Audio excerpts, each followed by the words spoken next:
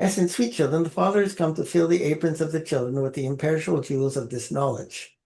Imperishable jewels. Each jewel of this knowledge is worth hundreds of thousands of rupees. So to inculcate an imperishable jewel of knowledge, you would have to have consistent, constant dharana. If there's fluctuation in dharana, vacillation in dharana, then obviously the knowledge isn't imperishable because it's not inculcated fully.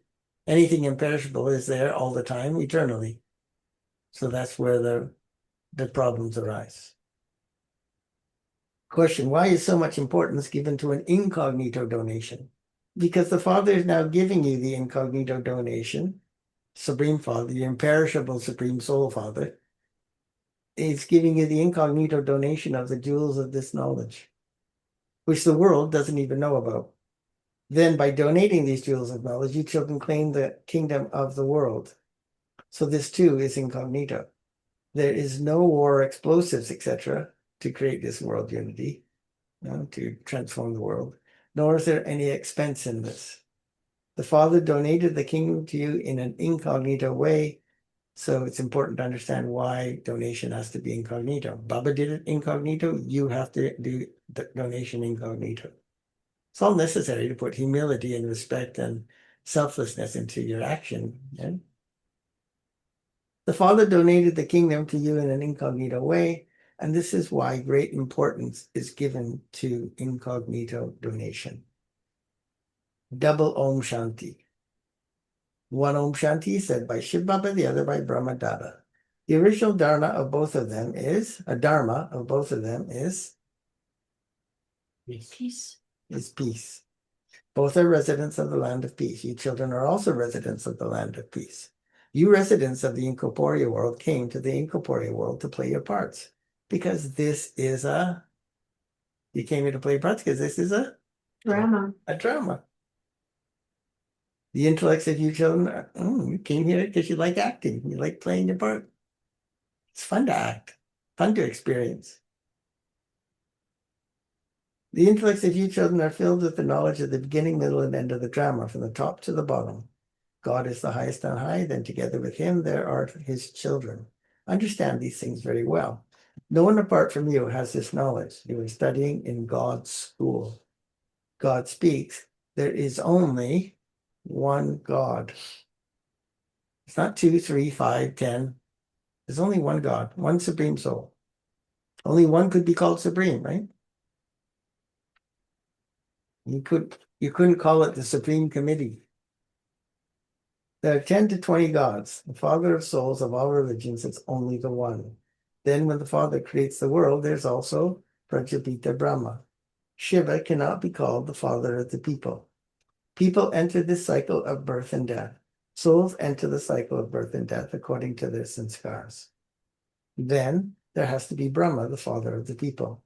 It's remembered that the Supreme Father, Supreme Soul, created creation through Brahma, the father of the people. People call out to him, "O purifier, come." When the world has become impure and is about to end, the Father comes to make it pure. You now know that the Father only comes once. He doesn't come at any other time. You've now received all of this knowledge. You are actors in this drama. Actors in a drama should know about the act or the part of everyone. That is what part everyone plays. There's only those are only small, limited parts in a film. Everyone comes to know those dramas. You also go and see them, not a play. If you want, you can write about them and also remember them. They are just small dramas. You know that this is a very big, unlimited drama from the beginning of the Golden Age to the end of the Iron Age. You children know that you are now receiving your unlimited inheritance from the unlimited Father. Later, you will receive limited inheritances and limited properties from limited fathers. Baba's explained to you that those who become kings become those for one birth by making donations in their previous birth. It isn't that they will become kings again in their next birth as well. You, who were kings and emperors in the Golden Age, shouldn't think that your kingdom disappears. When the path of devotion begins again, they, the corporate kings, donate a lot, and they perform a lot of charity, and they therefore enter the kingdom, whichever one, gold or silver. However, oh, sorry, not, he's talking about bhakti. When the path of devotion begins again, they, the copper age kings, donate a lot and perform a lot of charity, and they therefore enter a kingdom. However, those kings have vices. You who are worthy of worship then become worshippers. That is temporary happiness. It is only now that there is sorrow. You have happiness even in your, oh, see, you got all kinds of reasons to be happy. You have happiness even in your Tamo Pradhan stage, which is Iron Age stage, which is true. Temporary happiness. There's no question of fighting or quarreling. All of that happened later. When the population is in the region of hundreds of thousands, fighting, etc., begins. You children have happiness in the gold and silver and copper ages. And there is this sort of calculation they do for recognizing what's the sort of best size of a city in order for things to run well and to have quality of life. And they usually say it's around 80 to 100,000 people, maybe 125,000 at the most. You children have happiness in the gold and silver and copper ages. When the Tamil Pradhan stage begins, there's then a little sorrow. Now, everything is Tamil Pradhan. The father explains. So this is one of the things. The more happiness there is, even in copper age, you get more moments of temporary happiness more often. You're happier, you're more pure. So therefore, you can deal more easily with the obstacles that come up in copper age. But in Iron Age, you do get some, but it's so few and far between, you never get a chance to recover from the sorrow before the next sorrow comes. You get a little recovery from temporary, but because sorrow happens so often and it's widespread, pervasive, global, you don't get to recover from sorrow. So you just get sorrow more and more and more often with less and less relief from the sorrow. So hence, this is why ultimately entropy makes the world get destroyed.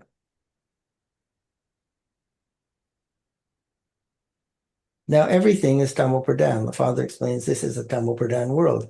You know that this is an unlimited drama. No one can be liberated from it. When people are distressed by their suffering, they ask why God created such a play.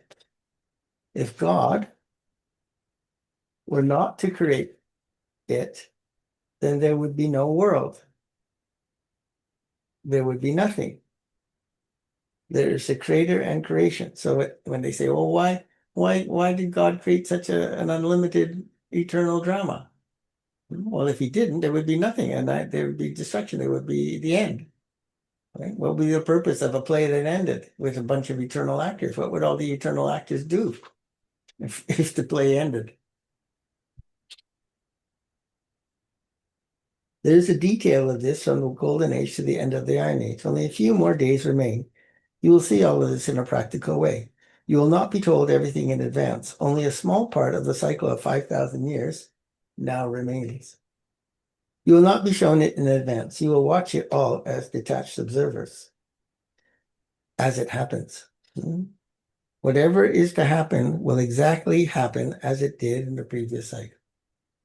You can see that preparations are now taking place. Destruction will definitely take place. Preparations for everything are now taking place. All of it is fixed in the drama in advance. Destruction will definitely take place. So you can imagine if you could interview a deity and give them limited knowledge, which is not about God, not about the end of the cycle, and not about entropy of the cycle. If you could just ask them, would you like this time to repeat identically? A Sun Dynasty deity, a Silver Age deity. What would they say? Yes. Yes. And why would they say yes? Because they want the happiness to. Because they're at max happiness. So the only reason people don't like an identically repeating cycle is because of Sorrow. sorrow. And that's it in a nutshell. We tell them that, and they still don't accept it. They understand it, they don't accept it. Only reason not to want something to repeat identically is because you're not perfect. You're imperfect. Your happiness is not complete. You're not full, which is why you can't understand the cycle. Right? But those who have tasted fullness by being in Baba's company, having realizations, churning the depth of the breadth of knowledge,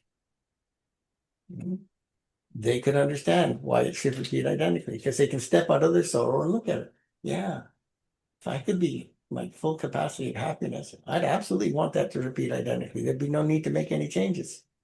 Preparations for everything are now taking place. All of it is fixed in the drama in advance. Destruction will definitely take place. The Father now explains to all of you children. You souls have become Tamopradhan and now have to become Satopradhan here. You understand all of this now. The Father comes in an incognito way and gives you this knowledge in an incognito way. You claim the kingdom of the world in an incognito way. No noise is made about that. This donation is said to be completely incognito. Father comes and donates the imperishable jewels of this knowledge in an incognito way to you children. Yeah, however many volumes of Murli's Baba spoken. No one knows how incognito the Father is. They don't understand where all of you Brahma Kumaris and Kumaris go, or what it is you do. You children now know how incognito Baba is. He makes you children into the masters of the world in an incognito way, where and when there is no war, no explosives, and no expense. Here, there's so much quarreling in just acquiring a small village, and there is so much violence. The Father comes and donates you in an incognito way. He fills your aprons with the imperishable jewels of this knowledge. People say, fill my aprons. Innocent Lord Shiva, the Bandari, the one who fills the treasure store. You know that Shiv Baba is filling your aprons with the imperishable jewels of this knowledge. Each jewel is worth hundreds of thousands of rupees. Of rupees. You donate so many jewels. You therefore become such donors, great donors, donating so much wealth, which has ultimately becomes physical wealth, right? You donate all of that. So of course you're going to receive multi-million times that. That's why you can't even calculate the fortune. So never complain about effort, never complain about service because you're earning so much fortune. Yeah, but I don't have it now in my bank account. Then you're very short-sighted and what's the word? Ignorant. You don't understand karma, or you don't have faith in karma. You don't want to have it in your bank account now, right? Why?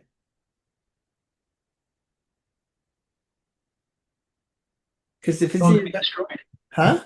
It's all going to be destroyed. Well, unless you use it for seva. But if it's in your bank account now, then you can't have it, whatever's in your bank account now in the future. Right? You've received the fruit. Right? So that's why you live on the least and you donate the most.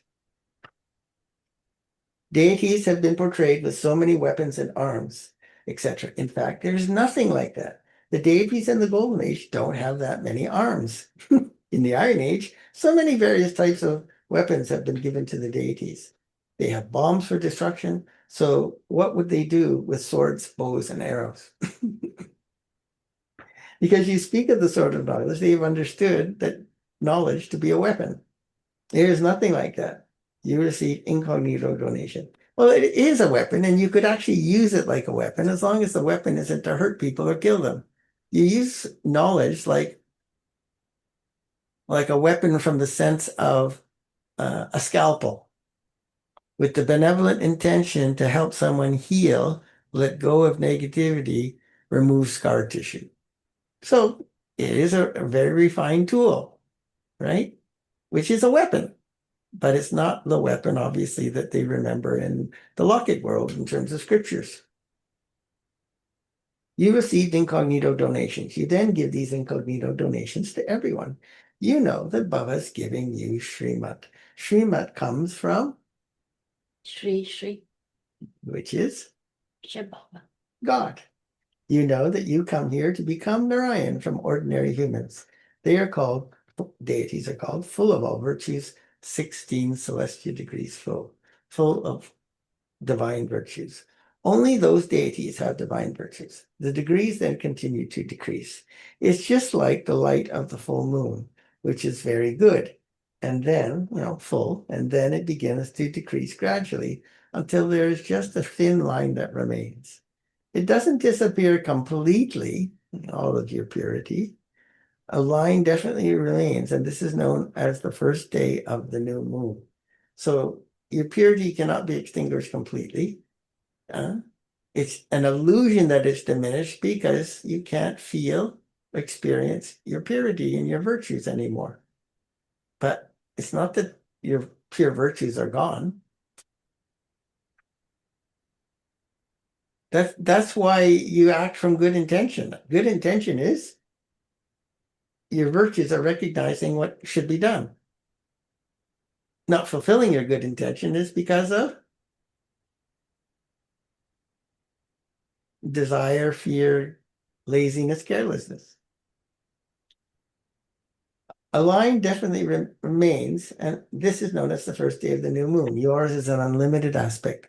You become 16 celestial degrees full. So that line tells you that as a Brahmin, you're responsible for ensuring that you have manifested the best you are truly capable of. The best is full moon, right? The worst is a thin line. Everyone makes a decision somewhere between those two endpoints, right? But if it's not even in your aim to want to be a full moon, why would you pay attention if your actions are not full of purity?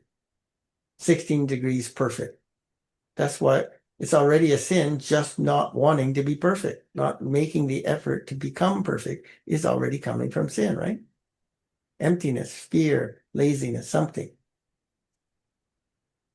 It is said that Mother saw the moon in Krishna's mouth. The Father sits and explains that those are matters of visions.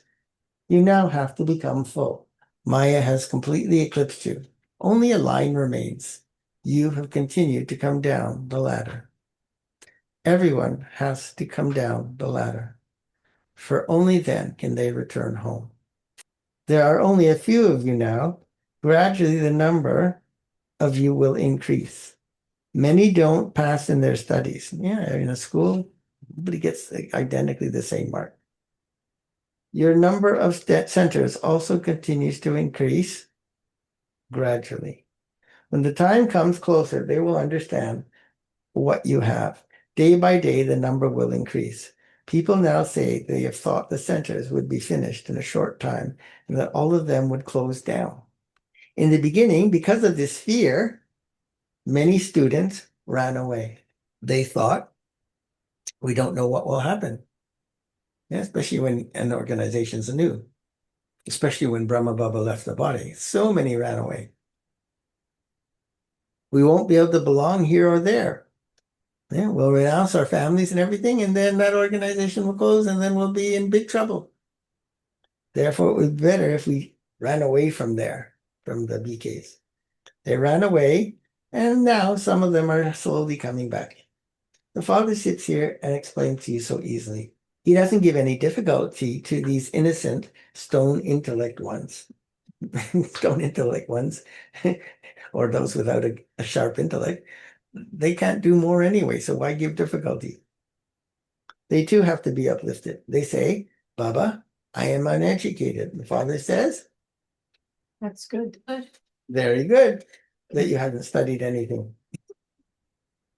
Very good. You have an advantage. Way less effort to have to forget stuff. Forget all the scriptures you have studied. I am not teaching you a great deal. I simply tell you. What does he simply tell you? To remember Baba. Remember me, and the kingdom is yours.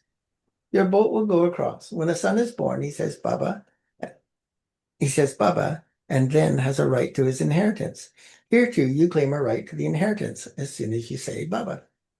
As soon as you remember Bapdada, the kingdom becomes yours. This is why it is remembered that you receive liberation and life in a second. Wealthy people will have a part at the end. It is first the turn of the poor. They will come to you of their own accord. Even toilet cleaners have to be uplifted. We'll uplift them from a distance. Can they sit in another room while we teach over a loudspeaker? So some people are really body conscious. I mean, you obviously want them to shower and wash themselves before they come to the center. But this whole stigma of casteism, right? Oh, the Shudras. We can't be in their company. We can't even be near them. Forgetting, obviously, that you also were Shudras. Somebody obviously got close enough so that you could hear the knowledge. There's also praise of the natives. They say Ram ate the half-eaten berries of Yeah. the Beel woman, one of the natives. In fact, it wasn't Ram, and it wasn't even Shiv Baba. Yes, it's possible this Brahma had to eat them. Rama Baba had to eat the berries. Don't be confused who was eating the berries. Shiv Baba doesn't eat berries. Yeah? And Ram isn't God. Ram of the Silver Age isn't God. So he didn't even eat the berries. The natives will come. For instance, if she brings some toli, how could Baba refuse? Shiv Baba says, I wouldn't eat that. I'm a bhokta. See how quickly he can do it? Oh, I can't eat that. I'm a bhokta. So now you can't give Baba food that's not proper anyway. Everyone will come to you. Even the government will help you uplift them. You will automatically be inspired. Baba is the Lord of the poor. Therefore, you have to explain to those who are poor. Many will also emerge from amongst the natives. There isn't a single deity left from such a large tree, because everyone has been converted into other religions. Father says, explain to those who do devotion. You can see how the sapling is planted, how Brahmins are created. Those who will become sun and moon dynasties will continue to come. Even if you hear this knowledge once, you will definitely go to heaven.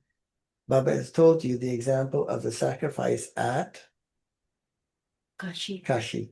They used to go there and sacrifice themselves to Shiva. They would receive something at least. There is no other place where they do that, as far as I'm aware, in the world, never mind in India, right? Where you go there just to sacrifice yourself to God, physically commit suicide and leave your body. People do it, but there isn't an actual official place so that you could do it. And even then, Baba says they shut it down, they closed it down. They used to go and sacrifice themselves to Shiva. They should receive something at least for that. You also sacrifice yourselves. You are making effort for the kingdom. There is no kingdom on the path of bhakti. No one can return home. What happens is that they experience punishment for the sins they have committed and settle them in that way, and they then take a new birth and their sins begin afresh. However, they all have to remain here. You are number one. You experience 84 births. Everyone has to go through the stages of Sattva, Rajya, and Tamo. The father says at this time, the whole human world tree has reached a state of total decay. All human beings are in total darkness and are sleeping in the sleep of Kumbhakarna. There isn't just one Kumbhakarna, there are billions of Kumbhakarnas. There are more Kumbhakarnas than there are Brahmins. In fact, some Brahmins are Kumbhakarnas. No matter how much you explain to them, they don't listen to you. Sounds like Brahmins. Those who have it in their parts to make effort do so, and they are the ones who climb into the heart of the mother and father and become seated on the throne. So many daughters say, Baba, I have to scold my children. Baba says, that doesn't make you accumulate a lot of sin. He didn't say there wasn't sin. He just said you don't get a lot of sin for that. You call out, purify us, impure ones, the Father says. Lust is still the greatest enemy. It is said that anger is an enemy. Mothers don't have that much anger, but men fight a lot. Okay, so that's why Baba put the sisters in front. Men have an anger problem. Both could have less problems, but they do more damage, men, with their vices than women, generally speaking, in those days. Shifting a little bit nowadays. If you see some of the things women do today, some of them are very, very tamo pradhan, worse than some men. The Father has placed you mothers at the front. Salutations to the mothers. Elsewhere, women are told, in Hinduism, women are told, Your husband is your God. your God, your husband is your God and your guru. So you have to follow all of his instructions. I wonder how many women would be okay with that today. As soon as the knot is tied, she instantly becomes impure. That is the God she found? Exclamation mark. The kingdom of Ram is now being established and everyone will continue to die. Baba's explained that there are those who have non-loving intellects at the time of destruction, and those who have loving intellects at the time of destruction. Nobody even says this stuff. They just let it be said, but okay, so they don't follow it. That's one thing. But how can they be okay with a religion teaching them that? Obviously short-sighted. They didn't see what the state of the world, society would be, relationships would be. But how can you know that's what a religion says and then say it's okay to live that way, follow that way, have those attitudes? It's absolutely wrong, right? Your intellects have love for the Supreme Father, Supreme Soul. You souls know that Shiv Baba has entered this one and you are listening to him through this one. He is such a tiny point. This is the temporary chariot of Shiv Baba, and the sacrificial fire of this knowledge is created through this one, and it will continue to grow. The lake continues to be filled with every drop of the children. You children continue to use everything, and you have everything you have in a worthwhile way. Because you know that everything is going to turn to dust and nothing will remain. You say, at least let this much be used in a worthwhile way. At least use something in a worthwhile way. At least let this much be used in a worthwhile way. There's the example of Sudama. Children, send Baba a handful of rice or 6 to 8 rupees. Some children do that. Wonderful child. The Father is the Lord of the poor. All of this is fixed in the drama and it will happen again. There are still those who are in bondage. So Baba values everything that every single child does, however much. Baba says they are fortunate because they have at least caught hold of Shiv Baba's hand. The day will come when those from the Arya Samajis will also come. Where else can they go? There's only one shop for Mukti and Jivan Mukti. Everyone has to experience punishment and go into liberation. This is the time of settlement. Everyone will return home. It will be the bridegroom's procession. You will have visions of how the procession will go back. No one apart from you can see this. Acha, you sweetest beloved, long lost and now found children, love, remembrance, and good morning. From the mother, father, Baptada. The spiritual father says namaste to you, spiritual children. And Spiritual children say namaste to the spiritual father. essence for Dharma. Number one, understand the value of the incognito donations that you have received from the Father, not the ones you've given, that you've received from the Father. Understand the value of the incognito donation. That is the number one problem for Brahmins. They don't realize the value of what's being given. And fill your aprons with the jewels of knowledge. Continue to give incognito donation to everyone, just as Baba continued to give it to you. Number two, at this time of settlement, when everyone has to return home, what should you do? Use everything in a worthwhile way. Exactly. Use everything in a worthwhile way. Become one with a loving intellect. How could you use everything in a worthwhile way if your intellect isn't loving? Show everyone the path to liberation and liberation in life. Blessing. May you become an embodiment of power to face Maya.